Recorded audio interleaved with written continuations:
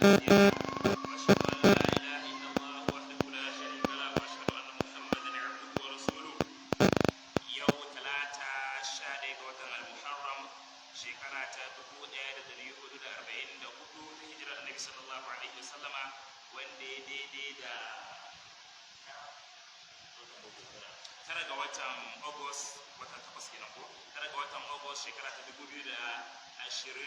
miladiya mun hada wannan masallaci mai albarka na juma'a wanda yake da suriya kwatas masallacin zaid ibn thabit domin ci gaba da karatun mu na littafi mai girma babban malami Abu Zakariya Yahya ibn Sharaf an-Nawawi ya rubuta mai suna Riyadus Salihin. Yau muna darasi na biyu, wancan darasin na farko mun gabatar da takaitacciyar tarjumar babban malami Imam Nawawi. Yanzu insha Allah bisa al'ada za mu fara karatun mukaddimar wannan littafi kuma kamar yadda muka alƙawarta a wancan karatu za mu dinga yin karatu da dan dama haka daidai gurgurdo da aka zama karatu da ɗaliban ilimi. Allah ya ba mu damar karantawa daidai, Allah ya ba mu damar fahimta, Allah ya ba mu damar aiki da abin da muke karantawa. To malam ya fara da bismillahir rahmanir rahim. Bismillah, malam ya buɗe littafin sa da bismillah. Za ku ga mukaddima ya duka wurin ko ya wurin ko za ga mukaddimatul muallif. Bismillahir rahmanir rahim. Malam ya fara da bismillah. Malam ya fara da bismillah saboda kwaikwayon alqur'ani. Qur'ani idan ka bude shi abu na farko da zaka fara gani kafin sura shi ne bismillah. Bismillahir rahmanir rahim. Duk surorin alqur'ani daga farkon su har karshen su 114 sun fara da bismillah, in banda suratul tauba. Suratul tauba bata fara da bismillah ba saboda haka Allah madaukakin sarki ya saukar da ita. Duk yayin da Allah zai saukar da sabuwar sura yakan fara da bismillah, amma suratul tauba kawai sai aka fara da bara'atun minallahi wa rasulihi ila alladhina ahadtum minal mushrikin, ba fara da bismillah ba. Me yasa ba fara da bismillah ba? Malamai sun ta bayanai, wannan kuma wani abu da daban ba tafsiri muke yi ba. Amma dai bismillah muna farawa da sunan Allah. Ba'ul ibtida'iyya. Bismillah ma'ana ko alifu bismillah ko aktubu bismillah ko abda'u bismillah. Ina farawa ko ina rubutuna da sunan Allah. Ar-Rahman mai kyauta, Ar-Rahim mai jin kai. Wato ina sani na tsallake magana akan hadisan da suke magana akan bismillah domin galibin su ba su inganta ba, ko kuma dukkanin su ma ba su inganta ba. Amma akwai hadisan da suke nuna cewa in zaka fara abu ka fara da bismillah, har wasu ma suna ganin baka fara da bismillah din ba abin yana da takaitacce albarka. Hadisan ba su inganta ba. Wayin kanu su daga cikin malaman musulunci sai Ibn Kathir ko Ahmad Shakir ko wani su kokari inganta su, amma galibin malamai ba su inganta wannan hadisan ba. Bismillah muna fara da sunan Allah Ar-Rahman mai kyauta, Ar-Rahim mai jin kai. Wannan kalmomi guda biyu Ar-Rahman Ar-Rahim sunaye ne na Allah madaukakin sarki, kuma abin da suke nufi shine Allah madaukakin sarki mai rahama ne, cikakkiyar rahama. Sai dai bambancin fassarar sunan ma malamai sun sha bamban, amma abin da malamai suka fi faɗa shine Ar-Rahman mai kyauta. Allah Ar-Rahman mai kyauta a duniya, Ar-Rahim mai jin kan mu'minai a lahira. Ana kalmar Ar-Rahman tana nufin rahamar Ubangiji wanda ta shafi kowa da kowa a duniya. Ar-Rahim kuma tana nufin rahamar Ubangiji wanda take bancin mu'minai a lahira. A nan duniya kam kafiri zai ji daɗi, zai samu kuɗi, zai yi karatun boko, komai zai samu. Allah madaukakin sarki ya ara masa rana. Amma ran tashin kiyama lokacin da ranar ƙiddilanci, iya wanda ya ba Allah kaɗai ne zai samu kyautar araran tashin kiyama. To Ar-Rahman ita ce wato gamammiyar kyauta wanda ta shafi kowa, sawa'un ka musulunta sawa'un bai musulunta ba, Ar-Rahman tana nan tana aiki a kansa. Ar-Rahim kuma ita ce iya waɗanda suka imani da Allah madaukakin sarki su za su ci godiyarta ran tashin kiyama. An gane da kyau ko? Rahmar Allah madaukakin sarki rahama ce mai girma, rahama ce mai faɗi, rahama ce mai yalwa. Annabi sallallahu alaihi wasallam ya faɗa cikin hadisin Abu Hurairah na Bukhari cewa Allah madaukakin sarki ya kasa rahama gida 100, ya rike 99 a gurinsa, ya saukar mana da guda ɗaya. Wannan guda ɗaya da Allah madaukakin sarki ya saukar mana ita ce take tasiri akan mu, muke tausaya wa junanmu, muke jinkan junanmu. Da ita ce wato dabbobi suke jinkan junansu. Da ita ce wato dabba, inji Annabi sallallahu alaihi wasallam, take daga kofatan ta kanta ta kanta domin tana jin tausayin kanta ta kashi. Za ta zo da ayyuka tana kiwo, idan kanta ya zo ya shigo karkashin ta sai ka ta daga kafar bata so ta taka shi domin ta san yaro ne, domin ta san bai ga da sai shigo ba, domin kanta taka ta cutar da shi. To da wannan rahmar Allah mu ke zargi guda ɗaya nan da ya saukar mana ita ce take wannan tasiri da take wannan aikin a cikin mu. Sauran 99 kuma Allah madaukakin sarki ya rike su a wurinsa. Ka san rahmar Allah tabbaci, rahmar Allah bai yalwa ce. Shi yasa wata aya take cewa rahmati wasi'at kulli shay'in fas'altuha lil ladina yattaquna wa yu'tuna zakata wal ladina hum bi ayatina yu'minun. Gafara ta take ta wato wasi'at kulli shay'in, ta gama komai, ta yalwaci komai. Da tashin kiyama mu'minai za su rahama. A duniya kuma wanda suke ba mu'minai ba, wato musulmai mu'minai da ma kafirai suna nan muna ta rayuwa a cikin rahmar Allah madaukakin sarki. ربنا وسعت كل شيء رحمة وعلما فاغفر للذين فاغفر للذين تابوا واتبعوا سبيلك وقهم عذاب الجحيم. to bismillah muna farawa da sunan Allah ar-Rahman mai kyauta, ar-Rahim mai jin kai. Ko kace ar-Rahman mai gamammiyar kyauta, ar-Rahim mai takaitacciyar kyauta. Alhamdulillah, dukkan yabo da godiya sun tabbata da Allah madaukakin sarki. Kalmar alhamdu abinda take nufi shine yabo, as-sanawa dukkanin yabo, duk wani yabo da za ka buɗa kai shi tsawon Allah kai ba, Allah dai shi ya cancanta da wannan yabon. Ko wani ɗan uwanka kai ba domin ya yi maka wani abin alkhairi, Allah shi ya cancanci wannan yabon domin Allah ne ya saba bai maka wannan abin alkhairi. Alhamdulillah, dukkan yabo da godiya sun tabbata ga Allah. Al-wahidu, wanda yake shi kadai, Allah shi kadai ne, babu wani sai shi kadai ne Allah. Gane da kyau ko? Sannan Allah madaukakin sarki shi kadai ne a sifofinsa. In aka ce Allah al-alimu ne, to kar kai tunanin akwai wani kuma al-alimu irin Allah. In aka ce Allah ar-rahmanu ne, kar kai tunanin akwai wani ar-rahmanu kamar Allah. In aka ce da kai Allah al-maliku ne, kar kai tunanin akwai wani mai mulki kamar Allah. In aka ce al-basir ne Allah, kar ka tsaya akwai wani hal ta'lamu lahu samiyya, akwai wani wanda yake da suna ko suna irin ta Allah. Shi ne wato alwahidu. Sannan aikinsa ma Allah shi kadai yake yin aiki irin nasa. Innama amruhu idza arada shay'an an yaqula lahu kun fa. Kai idan zaka gida sai kai guji wata kalma sai ka gayyato yan tayayya, an zo an maka fandasho, an siyo kaza amma shi Allah madaukakin sarki da halittar kuda, da halittar sauro, da halittar giwa, da halittar sama, da halittar kasa, da halittar kowa da kowa ɗaya ne a wurin Allah madaukakin sarki.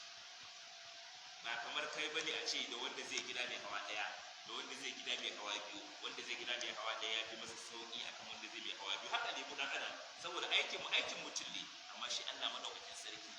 Allah ya ce wala kad khalaqna samawati wal arda wa ma bainahuma fi sittati ayyamin wa ma massana min lughub. Mun halicci sama, mun halicci kasa da duk abin da yake tsakanin su a cikin kwana shida ba mu gaji ba, babu wata wahala ta same mu. An gane da kyau ko? Saboda Allah shi kadai ne a aikinsa, Allah shi kadai ne a sifarsa, Allah shi kadai ne a sifarsa. Shi alwahiru alqaharu bi rinjayi. Abin da ake nufi da alqaharu shine wato Allah madaukakin sarki ya rinjayi kowa ko ya ki ko ya so dole ya sallama wa Allah. Shine alqaharu. Allah ne ya rinjayi kowa ko ka ki ko ka so dole ya sallama masa. Idan Allah madaukakin sarki ya ce yanzu a yi ruwa, babu wanda ya sai zai ce ni ba za a yi ruwan nan. In Allah madaukakin sarki ya ce wani mutu, babu wanda ya sai zai ce a bari in gani na ga mai ɗaukar nasa, bari in ga mala'ika in ya isa ya zo ya ɗauki, babu wanda ya sai wannan. Shi ne alƙaharu. Allah madaukakin sarki ya rinjaye dukkanin halitta, ikonsa ya fi ƙarfin kowa. Dole mu sallama wa ikon Allah. Idan Allah ya aiko wata musiba, ya aiko wata jarrabawa ga bayansa, dole sai dai mu koma gare shi, domin ba mu da wani karfi da za mu canza wannan jarabar da Allah madaukakin sarki ya aiko mana. Shine al-qahhar, al-aziz kuma mabwayi.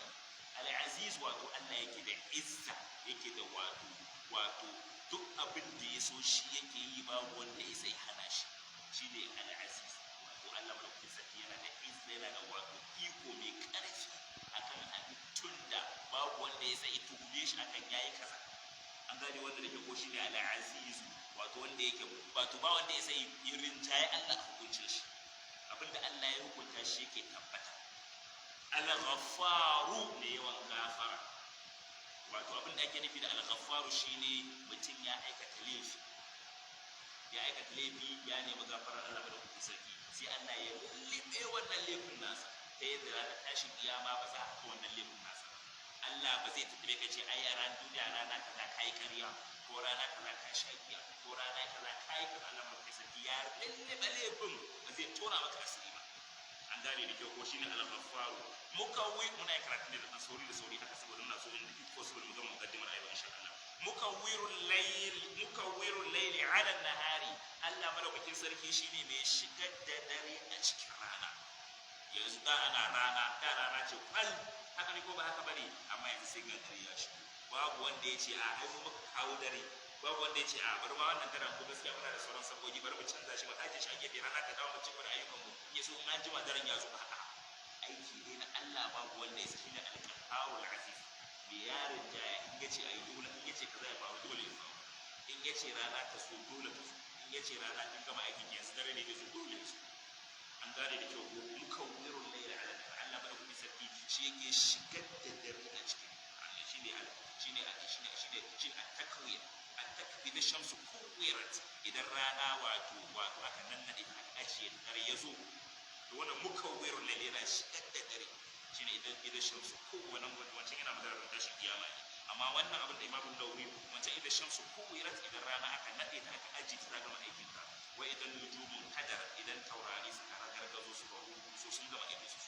to nan ana magana da tashin kiyama wannan kuma Imam Nawawi yana magana akan ayyukan Allah madaukakin sarki wanda suka keɓance shi a duniya yake gode masa kuma yake wa Allah kirari da sunayensa da shigo wasu masu albarka mukawwirul layli ala nahari Allah madaukakin sarki shine mai shigar da dare a cikin rana tadhkiratan li ulil qulubi wal absari domin tunatarwa domin wa'azi da ulil qulubi ga masu zuciyar da take hangen daidai zuciyar da take ganin daidai ce aiki da daidai wal absari da kuma lura al absar jami'a da basar kuma ido shine basar wato basar tana da ma'ana guda uku a larabci ido wanda kake gani ga shirin kurkuru ana ce da shi basar sannan gani ka ga abin domin wanda za ka ga yana da ido amma Allah ya janye ganin haka ne ko ba haka bane sai ga idan nan kurkuru ya mafi naka girma amma ba ya gani to ka basar to ganin shi ma ana ce da shi basar sannan wato quwwatul idrak ka ga abin ka san ka gan shi domin wanda za ka ga kana gani kuma gashi ka kalli abin amma kuma baka gan shi ba domin hankalin naka gaba ɗaya ya tafi wani abu ya dauke maka hankali zuciyar ta ka cike take wani tunanin wata wata matsala ta faru ko kuma wani alkhairi ya same ka ya shigaltar da kai da kana ta neman waya ka bayan ga ta nan a gaban ka idan ka yana kanta amma baka ganta to ulul absari waɗanda suke da wato na ƙarshen wanda suke gani za su ga abu masu wato hankalin sai nuna musu gashi mutuli Allah madaukakin sarki duk wannan abubuwan ya yau rana ta zo gobe dare ya zo Allah ya kaddara haka ta dinga faruwa domin a yi wa ma'abota lura shi ne da su muke cewa da shi lura ma'abota lura wato domin wa'azi ga ma'abota masu lura wa tabsiratan domin daidai tintintini din li zawil albabi ga ma'abota hankali al-lubbu al-aqal al-arshi zawil albab masu hankali wal i'tibari da kuma lura ka kalli abu ka abubuwa san abubuwa suna faruwa ba koyaushe muke tsayawa muke kallo muke tunani domin musallama wa Allah madaukakin sarki an gane da kyau wata aya Allah ya ce inna fi khalqis samawati wal ardi wa ikhtilafil layli wan nahari la ayatin li ulil albab alladhina yadhkuruna Allaha qiyaman wa qu'udan wa 'ala junubihim wa yatafakkaruna fi khalqis samawati wal ardi rabbana ma khalaqta hadha batila wato inna fi dhalika la ayatin li ulil wa masu hankali su ne wannan wato fi khalqis samawati wal ardi wa ikhtilafil layli wan nahari yadda Allah ya halicci sama yadda Allah ya halicci kasa yadda Allah wato madaukakin sarki yake cin da dare yau dare ya zo gobe rana ta zo wannan wato wa'azi ne ga masu hankali su ne su allazi da yazkuruna Allah qiyaman wa qu'udan wa yatafakkaruna fi khalqis samawati ambatan Allah madaukakin sarki suna tsaye masu ambatan Allah madaukakin sarki lokacin da suke zaune zikiri kenan wanda Allah ya koya na bacci daban na tafiya daban na shiga gida daban na fita gida daban sannan kuma suna tunanin girman Allah madaukakin sarki a cikin zuciyarsu rabbana ma khalaqta hadha batila suna cewa ya Allah ba halicci wannan da wasa ba shi wanda atheist wanda bai dirta shi kiyama ba tunaninsa shi ne ai duk wannan duniyar da dare da rana da wane ne kamar yara ne kawai su haɗu su yi gida irin wannan abin da yara suke yi a irin gidan kasa din nan an gaba kai a cikin kallon sama wanda dai kara tunanin sai gobe lokacin wasan ya dawo su tunanin su yanka duniya take Allah ya kiyaye ta'ala Allahu an dalika uluwan kabira wal i'tibar da lura alladhi ayqaba min khalqihi man istafahu Allah madaukakin sarki shine wannan da ya farkar da wanda ya zaba daga cikin halittarsa Allah madaukakin sarki a cikin halitta sai ya zabo su sai ya farkar da su fa zahadahum bi hadhihi dar sai ya sanya musu gudun duniya a cikin wannan gida na duniya wato wannan Imam Nawawi ka san aka ce aika yaqba mutumin da yake fadake wa tahsabuhum ayqadan wa hum ruqatun suratul kahfi ko kana ganin bacci suke yi alhalin kuma wato kana ganin kai irin su biyu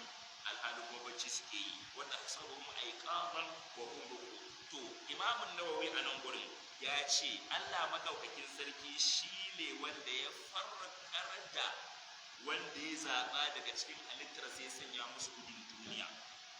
Kamar nan imamun nawawi yana so ya faɗa maka cewa duk wanda Allah madaukakin sarki bai sanya masa gudun duniya ba to baya daga cikin wanda Allah ya zaba. Duk kuma wanda ya zamo baya daga cikin wanda Allah ya zaba din nan kai ka ce mutum ne wanda yake kwance da kawance a cikin gabaci. Wato shi har yanzu bai faɗaka cikunna bai faɗaka ya san cewa duniyar nan ba gidan sama bane.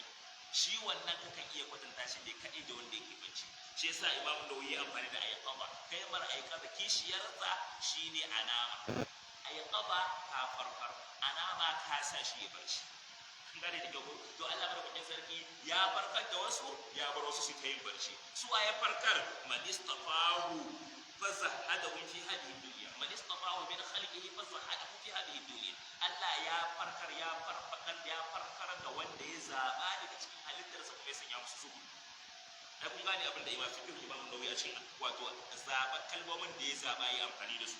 a wurin wannan abin nan din fi hadhihi dunya wa shaqalahum sannan su waɗannan din da Allah madaukakin sarki ya zaba ya sanya musu gudun duniya wa shaqalahum kuma sai ya shagaltar da su bi muraqabatihi da makotakar shi Allah madaukakin sarki din wato kullun tunanin su Allah kullun tunanin su ne Allah yake so tunanin su menene Allah baya so mu je shi me Allah yake so mu aikata shi. An gane da kyau shine wa shaqalahum bi muraqabatihi wato dawwamar da tunani dangane da abin da ya shafi ubangiji madaukakin sarki da hanyar tunani akan halittar Allah, tunani akan ayyuka me Allah yake so mu aikata, tunani akan me Allah yake menene Allah baya so mu bashi. Wa idamatul ifkar da kuma dawwamar da tunani kullun tunanin su da yana nan. Wa mulazimatul itti'ad wal iddikar sannan kuma da wato lazimtar al-itti'ad wa azantuwa wal iddikar da tunani. Allah madaukakin sarki ya shigar da su duk waɗannan wanda Allah ya sanya wannan su al-itti'ad shi ne wasu da dai kana azantuwa ana maka magana al-qiyama dan tashi qiyama ila shamsu kuwirat wa idan nujumun kadarat ake tauraro za su rubutu kai dai ka san tunda a duniyar nan baka taɓa jin wani kakanka ko baban kakanka da ya ba ka labarin cewa akwai wata rana da wata tauraruwa ta taɓa faɗowa duniya kaza da kaza suka faru baka taɓa ji ba baka taɓa jin wani babanka ko kakanka ya taɓa cewa kakansa ya ba shi labari akwai wata rana da rana ta fitowa muka yi ta shan wahala aka yi ta dare sai daga baya ta dawo baka taɓa ji ba. To ran tashin kiyama an ce ranar ba za ta fito ana ɗaita an ce taurarin za su yi in kadar in aka ce fa in kadaran aka ƙara masa a daga kadara ne ba aka ƙara masa alif da run domin a nuna maka cewa aikin babba ne shine da wasu muke cewa suka ruguruguzo ka san faɗowa daban babbaɗowa daban ruguruguzowa daban an gani ka san aka yi wa harafi wato aka yi wa fi'ili ziyadar harafa wato ma'anarsa tana ƙaruwa an gani wannan da kyau ko an gani to waɗanda Allah madaukakin sarki wato ya shiga wato ya zaɓa daga cikin halittar su to sai ya sa sai su shagala da makotakar Allah madaukakin sarki daga duniya ba ta gaban su an gani wato neman duniyar da suke ma ibada ne su hukun su domin yana neman kuɗi ne na halak abu na farko sannan yana amfani da kuɗin domin taimakawa addini abu na biyu domin yana amfani da kuɗin ya kare mutuncin kansa domin kar ya ce ya kama roƙo da sauran abubuwa na rayuwa kaga wannan neman kuɗin nasa ma ibada ne amma duk wanda yake cewa ai yanzu duniya ko aran din ma muke nema da goto to kaga shi wannan bacci yake yi bai farka ba baya daga cikin wanda Allah ya farka an gane da kyau ko kuma ba zai gane cewa ba shi da wayo ba sai ya mutu lokacin zai kama cizon yatsa ya dinga cewa kaza ya dinga cewa kaza ya dinga cewa kaza da ayoyin da yawa cikin Qur'ani shine wa mulazimatul itti'abi wal ittikari kuma suka lazamci al itti'abi wa azantuwa wal ittikari da kuma tunani fa halal wal kadai sabal Qur'an da yake fa halal mutakir mana wanda yake tunani duka wannan surfa ne diwa harfa diwa ka shashaka masa aka sa wala ka cire wani shine kalmar ta zama haka wa waffaqahum sannan Allah madaukakin sarki ya datar da su Allah madaukakin sarki ya datar da su al-wifaq ko kuma al-wafq shine Allah madaukakin sarki ya nuna maka gaskiya ka fahimci gaskiya ce, sannan ya baka karfin ka tashi ka je ka riƙi wannan gaskiyar kai aiki da ita, shi ne dacewa.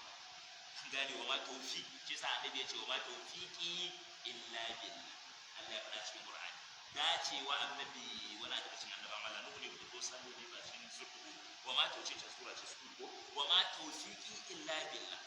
alayhi tawakkaltu wa ilayhi unib. An gane ko dacewa ta wato tana hannun Allah shi kadai. Wata aya a cikin wata sura Allah ya ce ina fa kaifa idza in aradna illa ihsana fa kaifa idza asabatu musibatun bima qaddamat aydihim thumma ja'uka yahlifuna billahi in aradna illa ihsana wa tawfiqa wa tawfiq dace su muke dace. Kun gane da kyau ko shi ne dacewa, domin ka san ka ga gaskiya kai aiki da gaskiya dacewa ce. A lokacin da ka ga gaskiya ce masu da gaskiya ce kai da ba da nan ba irin zamanin su ne ba da yiwu ba ga gaskiya amma kana ga kai wannan gaskiyar ta yi nauyin da ba za ka iya aiki da ita ba. Amma wani ya ga wannan gaskiyar ya aiki da ta sau dubu kuma babu abin da ya kara masa sai arziki da lafiya da yarwar kuɗi. Kun gane da kyau ko mutanen annabi Musa Allah madaukakin sarki yace falan ba ja'atuhum ayatuna mubsiratan qalu hadha sihrun mubin wa jahadu biha wastayqanatha anfusuhum zulman wa uluwa. Wato lokacin da ayoyin mu suka zo musu sai suka ce wallahi wannan tsafi, wa jahadu biha sai suka dinga musu da jayayya da wannan gaskiyar da ta zo musu. Amma fa a gefe daya wastayqanatha anfusuhum, wallahi zuciyarsu tana da tabbas din gaskiya ne. Bai sa ba su imani ba, zulman wa uluwa, zalunci sun ajiye abu da ba gurbinsa ba, wa uluwa suna jin wasu ne. Ya wannan yaron da ya zo ya mana aika ya gudu muna neman su zamu maganin sa, ya gudu shi ne zai ce ya zo mana da gaskiyar da zamu aiki da ita, ba da ma dai wani da suka daga tunanin su kenan shi ne zulman wa uluwa. Wa waffaqahum, Allah madaukakin sarki ya datar da su lidda'ab domin yin kokari abin da ake da addu'u ko kuma lidda'ab ba san menene a cikin naku ba. Lidda'abi da dukufa, ka dukufa akan wani aiki na alkhairi, to Allah ya daddar da su lidda'abi ko liddu'u ɗaya ne jam'un nusuk ne bi ta'atihi a cikin wa Allah madaukakin sarki biyayya. Wadda ahubu sannan kuma da tattali shine at-ta'ahubu, wadda ahubu lidaril qarari da kuma tattali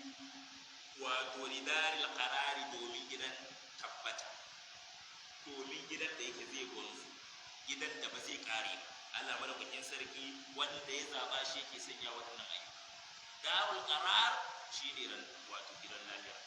shine gidan da idan aka shiga an shiga kenan zai kare. Amma duniya karewa yake, duk abin da ka samu a duniya karewa zai yi. In mulki ne ko ka mutu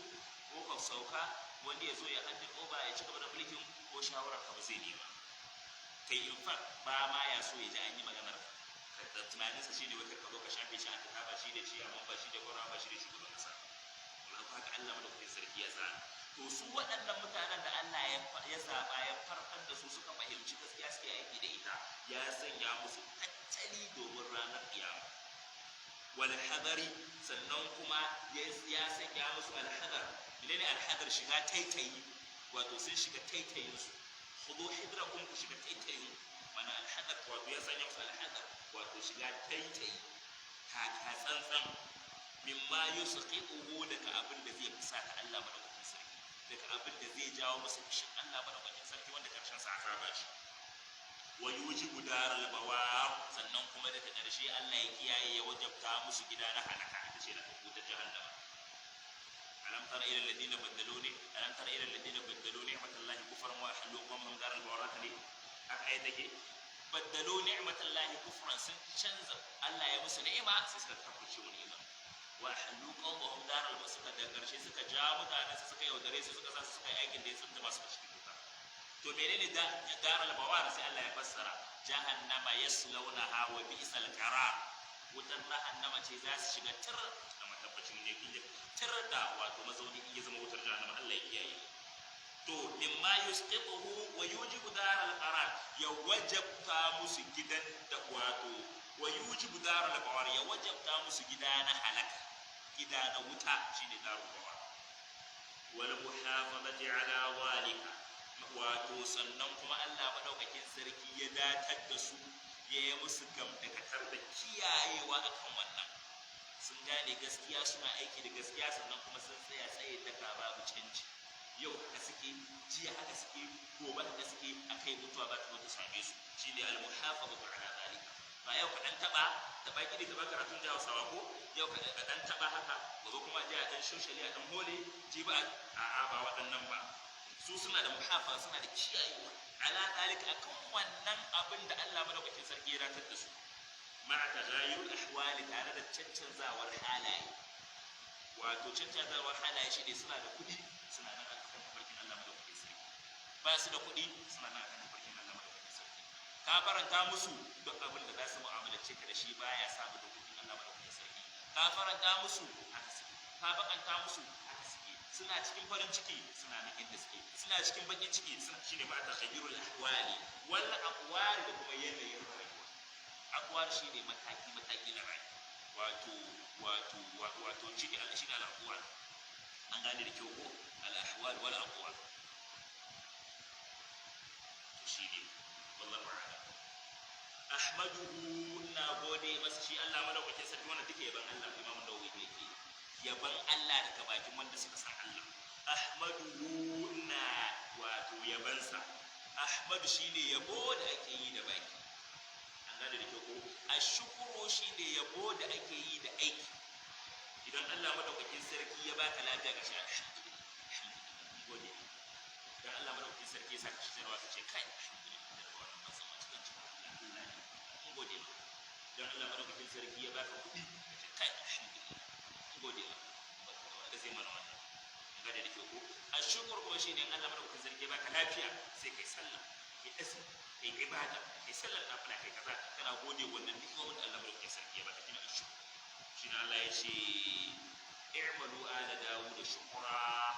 wa qalilun min ibadiy ash-shakur kuma dangin wato i'malu ala dawud dangin annabi dawud ko dinga yin aiki don gode wa Allah madaukakin sarki kadan ne daga cikin bayina suke gode mu ka san Allah ya yi mana ni'imomi kala amma kuma kashi ba ma gode wa Allah gode da ta tashi da ni'imomin Allah madaukakin sarki yawa Allah wa musta'an da mana jagora ahmaduhu na gode masa ablahu hamdin wato mafi girman godiya wa azkahu sannan ina tsabtace shi ina tsarkake Allah madaukakin sarki wa ashmaluhu sannan ina dunkule godiyar da nake wa Allah madaukakin sarki shi ne ashmal ina yin godiyar a dunkule an gane ko ka san wato ba za mu iya gode wa Allah godiyar da ta dace akan neman da yake mana an gane da kyau sai dai kawai mu yi godiya a dunkule shi Allah mu gode amma idan ka dau ni'imar ji ni'imar gani ni'imar wata ka manta da ita wata ka manta ma kai kana gani sai ka je ka gama kawo sannan kake tunawa shi ba ina gani ka manta kai kake is normal ni'imar ji an gane da kyau ni'imar kaza wata ni'imar ma Allah madaukakin sarki sarki maka in aka ce yanzu lissafo ni'imomin da Allah ya maka ba za ka yi lissafo rabi ba sauran duk ba masa tunana wataƙila sai ka je garin asibiti sannan za ka san cewa kai ashe kuka zama da imani ashe kuka zama da imani ashe kuka zama da imani yanzu ga shi duk ba wasu an gane wannan da kyau to wato la nuhsi sana'an alayka ba kamar yadda annabi ya faɗa ba za mu iya iyakance yabo a gare ka mana ba za mu iya maka yabo yadda ya kamata ba a ce mun yi kana ce a aiwa da yayi ba Allah yadda ya dace ni'imar da Allah ya masa ya saka wa Allah wato da wannan ni'imar ta hanyar gode wa Allah la israr alayka anta kama asnaita ala nafsi an gane da ko sai dai mu gode wa Allah a dunkule domin ni'imomin gashi nan wa annama muna ƙara yawan wannan godiya shine annama ƙara yawan abu muna ƙara yawan wannan godiyar ta Allah madaukakin sarki wa ashhadu an la ilaha illallah ina shaida babu abin bauta da gaskiya sai Allah wannan ita ce kalmar shahada ashhadu ina shaidawa Allah ilaha illallah cewa babu abin bautawa da gaskiya sai Allah kalmar shiga musulunci kalmar da duk wanda ya imani da ita kuma ya aiki da abin da take hukuntawa dan aljanna da shi da bakin Annabi sallallahu alaihi wasallam amma ba kawai ba ka ce la ilaha illallah ba ka ce wani gwamnati ko kai ba ba ka ake nufi ba ka ce la ilaha illallah ba ka ci gaba da shirka ba a'a ba ka ake nufi ba ka ce la ilaha illallah ka yi aiki da abin da la ilaha illallah take hukuntawa me la ilaha illallah take bautawa la ilaha illallah muhammadur rasulullah shine Allah madaukakin sarki shi kadai wato babu abin bautawa da gaskiya sai shi saboda shi kadai za a bautawa kuma shi kadai ne a ayyukansa da sifofinsa da zatinsa sannan annabi Muhammad sallallahu alaihi wasallam shi kadai ne za a bautawa Allah ta hanyar abin da ya kawo ta hanyar abin da ya koyar idan ka ce la ilaha illallah amma kai da akwai wanda yake irin aikin Allah ka faɗi in ka ce Muhammadu Rasulullah amma kai da akwai wanda zai zo maka da wata ibada wanda ba ta da tafi daga wurin Annabi sallallahu alaihi wasallam shi ma ka faɗi wa ashhadu an la ilaha illallah na shaida babu abin bauta da gaskiya sai Allah albarru wanda yake albarru suna daga cikin sunayen Allah in aka ce albarru duk wa'annan sunayen Allah da muke karanta da gasunan mun karanta su da yawa gasunan tunda alhamdulillah wai da har azina da duk mun karanta tunda kana yin farko ke karanta haka ne ko haka bane haka ne wato alam ne na Allah madaukakin sarki suna ne na Allah madaukakin sarki kamar yadda anan akwai malam Sakaraddin akwai liman akwai malam liman karamin liman ko malam karibu akwai duka gasunan malam Safwan ko duka sunaye da shi ma Allah madaukakin sarki yana da sunayensa الرحمن الرحيم العزيز الملك القهار Allah madaukakin sunayensa in gane da kyau sannan sunayen Allah madaukakin sarki ne kuma sun kunshi sifofin Allah madaukakin sarki shine duk kokarin da nake wurin fassara muku wato in fito muku da ma'anar sifar da sunan ta kunsa an gane da kyau duka sunayen Allah daga farkon shi har karshen su bayan alam ne na Allah madaukakin sarki sannan kuma sun kunshi sifa da wani aiki ko kuma sifa ta zati na Allah subhanahu wataala wanda ke babu wanda yake da wannan sai Allah ne kun gane da kyau ko sannan kuma idan ma sifar muta'addi ce tana ta'addanci wani ne yake samun wannan din to sunan ya kunshi hikima wanda wannan wato sifar ta hukunta wanda zai iya karanta majmu'ul fatawa ne Ibn Taymiyyah mujalladi na 6 yaje ya karanta bayani akan sunayen Allah da sifofin Allah wanda ba zai iya ba ko wani karamin littafi na Uthaymin al-qawaidul musla bi asma'illahi wa sifatihi sunan littafin kenan farani ne ba shi da girma bai fi rabun mudatul hakam ba rabun mudatul hakam ba da sari kuma mutum da shi aka sani wato zai ga yadda sunayen Allah madaukakin sarki suke da yadda ya kamata mu mu'amalance su da yadda ya kamata abin nan ba karatun tauhidi muke yi ba shi yasa ba za mu yi ta bayanan da za mu fita daga cikin karatu da misali ina ba albarru Allah madaukakin sarki wato sunan Allah ne albarru abinda ake nufi da albarru shine Allah ne tsananin tausayawa halittarsa ne Allah yana tsananin tausayawa halittarsa shine albarru an gane da kyau ko alkarimu Allah madaukakin sarki sunan Allah ne alkarimu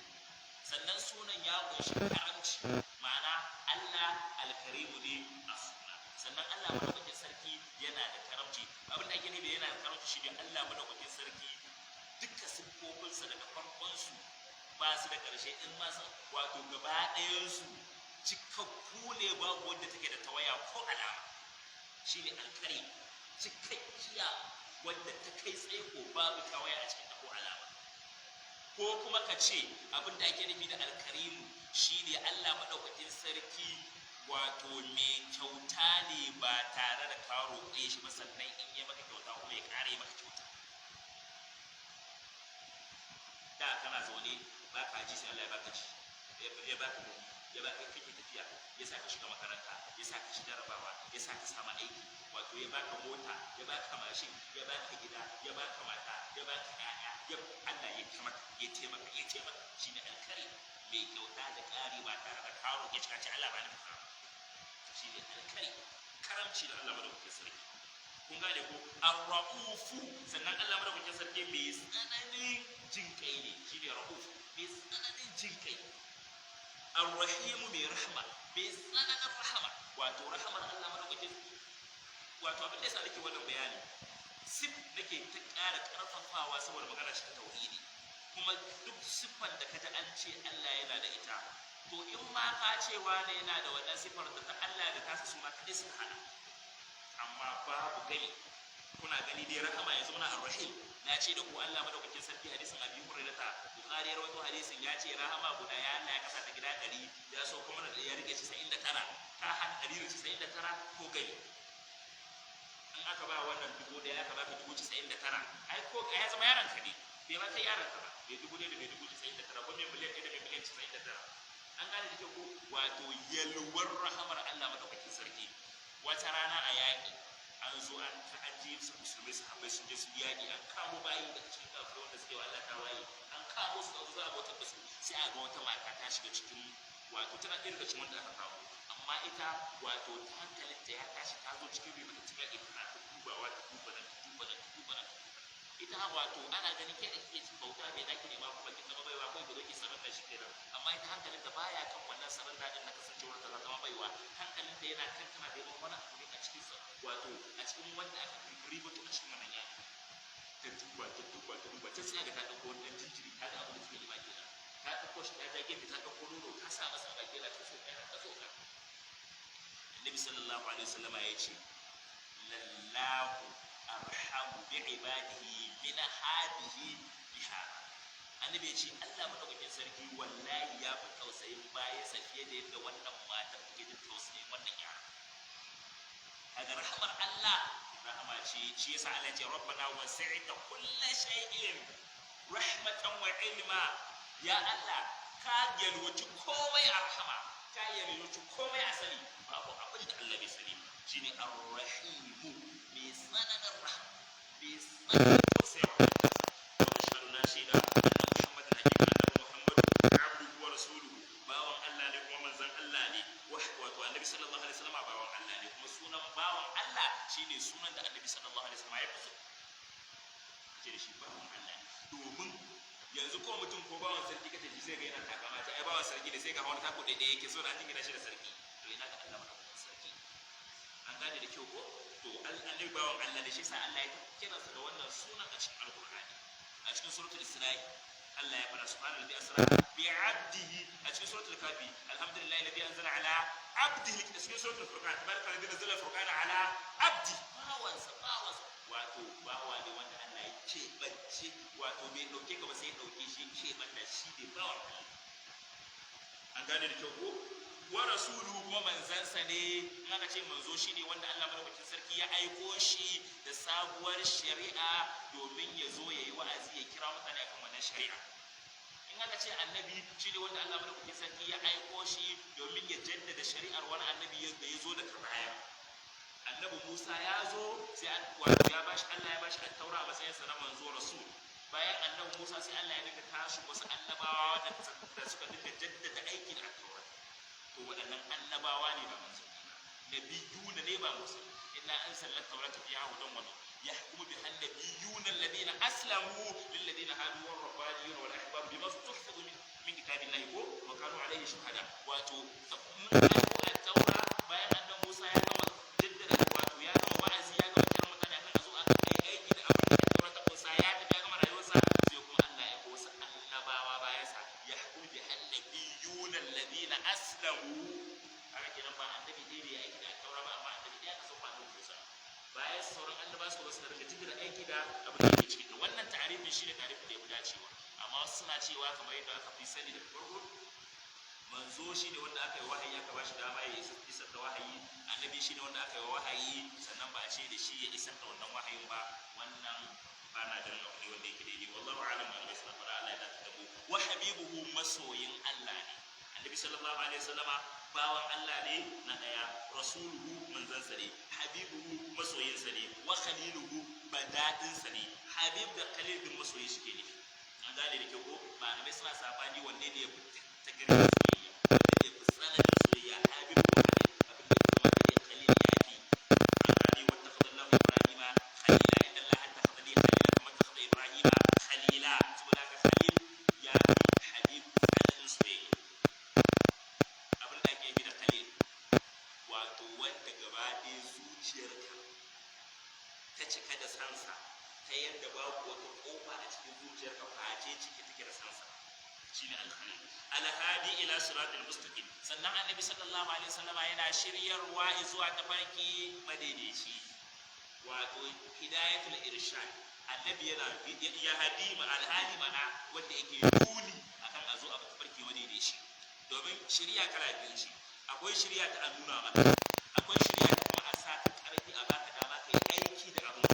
Wannan Allah ne kadai yake, amma a nuna nuna maka tafarki bane da shi annabi sallallahu alaihi wasallam yana yi saboda kai Imam Nawawi ba kuskure yayi bane yace da annabi wal hadi ila siratal mustaqim dan Allah ya faɗa cikin Qur'ani ko cikin suratul zukhruf ne ko ne kasa sannan wa kadhalika awhayna ilayka ruhan min amrina haka ne ما كنت تدري ما الكتاب ولا الإيمان ولكن جعلناه نورا نهدي به من نشاء من عبادنا وإنك لتهدي إلى صراط المستقيم شرير وإذوا تفرقي مديديشي هذا النبي صلى الله عليه وسلم الله يقول وإنك لتهدي إلى صراط المستقيم سو ذاك الهدي إلى صراط المستقيم يا يديدي أما فأبدا الهدي إلى صراط المستقيم ba shiryarwa ta ka nuna mutum gaskiya ka bashi dama ya gane gaskiya ce sannan ka bashi karfin ikon karɓar gaskiyar ba wannan Allah ne kaɗai yake domin da annabi da yake yi ai da Abu Talib ya shiga da ya mutu dan annabi ya jira shi wa da shi kace la ilaha illallah kalmar da zan tsaya maka da ita gurin Allah ba lokacin sarki bai faɗa ba annabi ya faɗa bai faɗa ba ga manyan wato kada musai da ta ko menene ne Hausa zamani nan manyan mutanen Makka kafiran Makka suna cewa da shi a targaba in milita Abdul Muttalib yanzu za ka mutu ka tafi ka bar wa yayanka abin faɗa mun gama rayuwa ba kan addinin mu na Abdul Muttalib sai yanzu wannan yaran zai saka cin da addini kuma addini sabon addini kaya a rayuwarka sai ya ce ya mutu akan wato addinin Abdul Muttalib wallahu musta'an wadda'i ila dinil qawim annabi sallallahu alaihi wasallam bai kira dai zuwa ga addinin da yake miƙaƙƙe alqawim wanda yake babu karkata a cikin sa shine alqawim salawatullahi wa salamuhu alaihi tsiran Allah da abin ya kara tabbata da salatin annabi kenan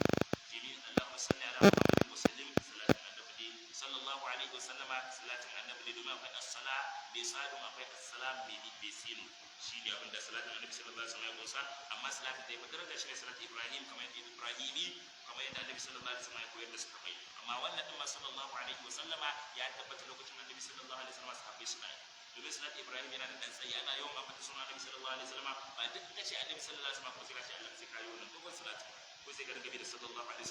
wasallam shi kenan sahabbai suna yi lokacin annabi sallallahu alaihi wasallam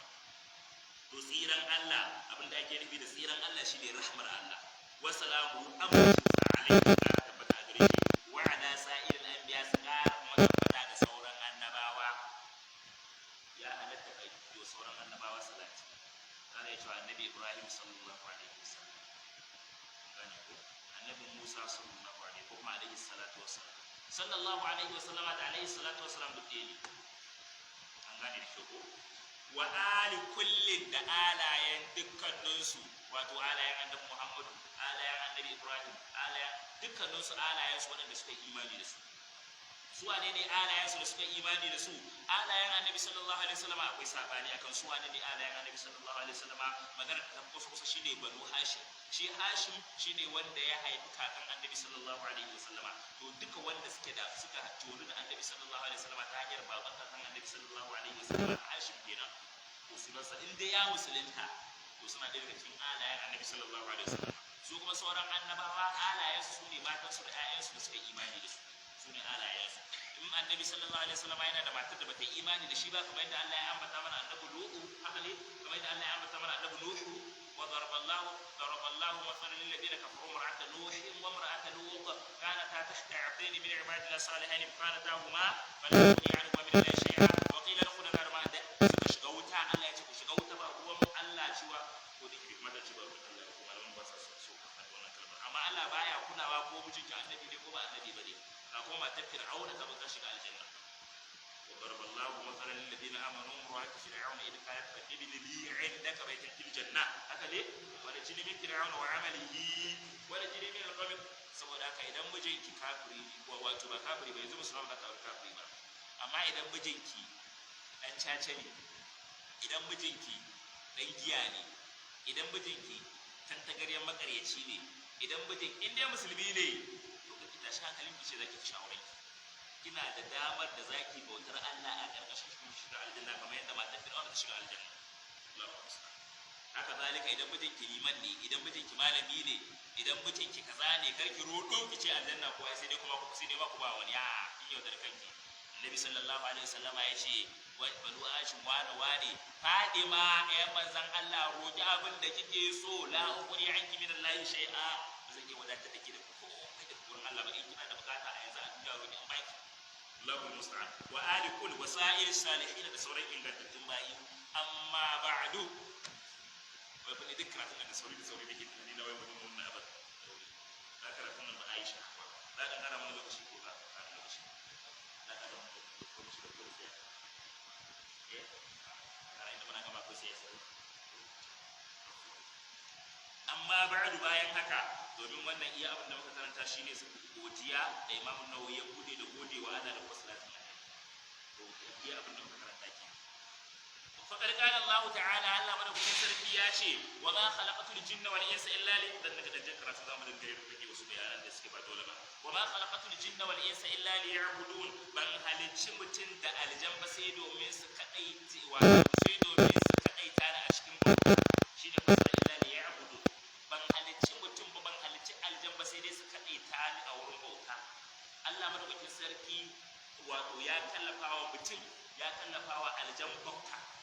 amma ba a kallafa wa akuya tinkiya kaza jaki su bauta wa Allah ba su suna rayuwa ne akan fitira amma mu an halicce mu domin mu yi bauta ma uridu minhum min rizqin ba na neman arziki daga gurin su wa ma uridu an yut'imun ba na buƙatar su a ciyar da ni ba na neman su azurta ni ko kuma su azurta wani daga cikin bayina ni nake azurtawa ba na buƙata su ciyar da ni ko su ciyar wani daga cikin bayina ni nake ciyarwa ni Allah huwa razzaqu dhul quwwatil matin an gane ku wa hada to wannan ayar da Allah madaukakin sarki ya faɗa wa ma khalaqatul jinna wal insa illa liya'buduna Imam an-Nawawi yake cewa Yahya Abu Zakariya Yahya ibn Sharaf yake cewa wa hada wannan batun tasrihun bayani ne karara bi annahum cewa hakika su halitta bayi mutun da aljan khuliqu lil ibadati an halicce su domin su bautawa Allah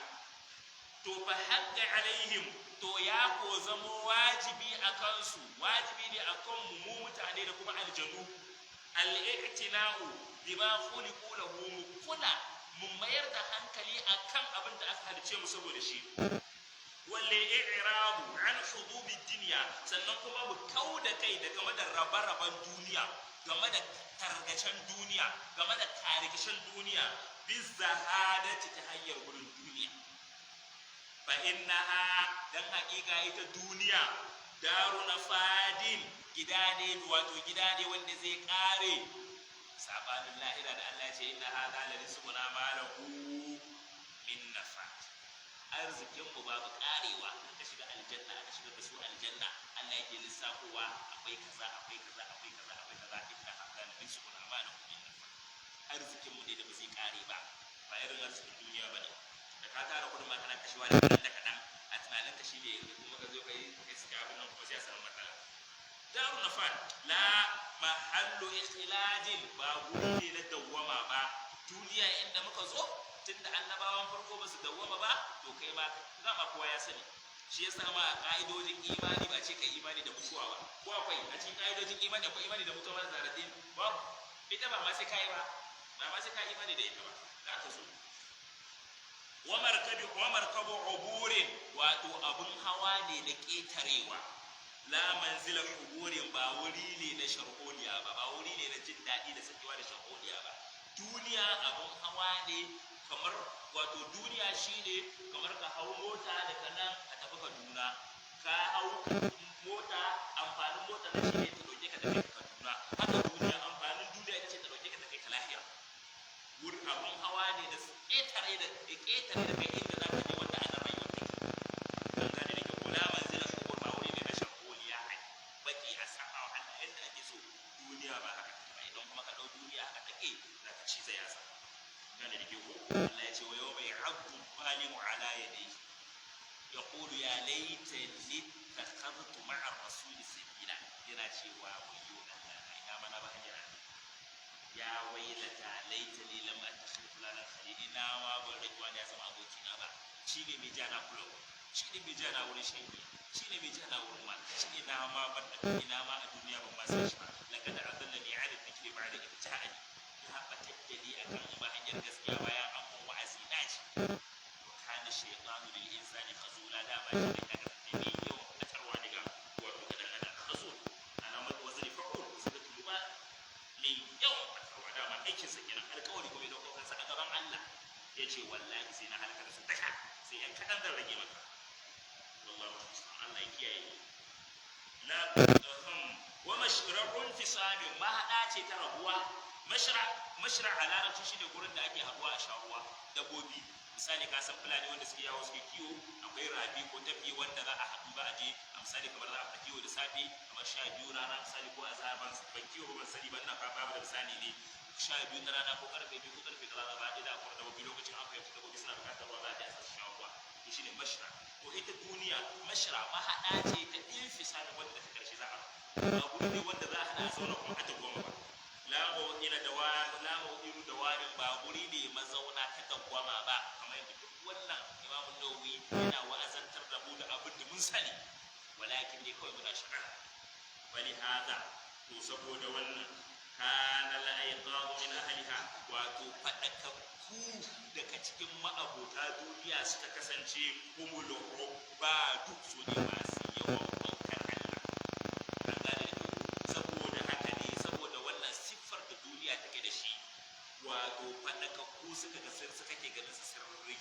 bautar Allah wa sarki. Suna son kudin su sai su dauka su sadaka, suna so su ci abinci amma sai su azumi, suna so su kwanta su bacci amma sai su tashi su kiyamul layl. Saboda me? saboda ga yadda duniya take, amma ka biya mata dai daga karshe dai tafiya sati. Wa yaqalun nasi fiha hum zuhadu, mafiya hankalin mutane a duniya su ne wanda suke gudun duniya. Shine duk abin da ba zai amfane su a lahira ba a duniya suke barin sa. Allah ta'ala Allah madaukakin sarki yace to sai ba sai an ko mun ba zo tunda gaskiya da kuma ta ce ana son a wuce lokacin da ake abin nan mutane kowa yana da uzurin sa za a zo a yi kasara da kuma sassara ina wannan taba sai mu zo al-mathul inna ma mathul hayati dunya aya ce sai mu bashi subhanakallahumma wa bihamdika kifaya subhanakallahumma wa bihamdika ashhadu an la ilaha illa anta